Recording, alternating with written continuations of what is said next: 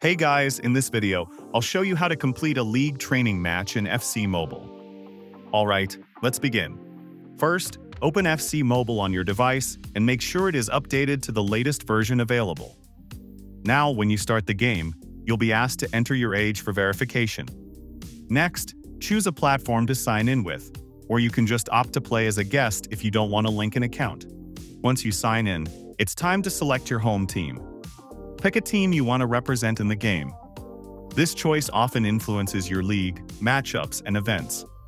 Next, enter your player's name to personalize your profile. After that, you'll need to select your player for the training match. This step allows you to try out different players' roles and get familiar with controls. Now, start training match by following the instructions provided.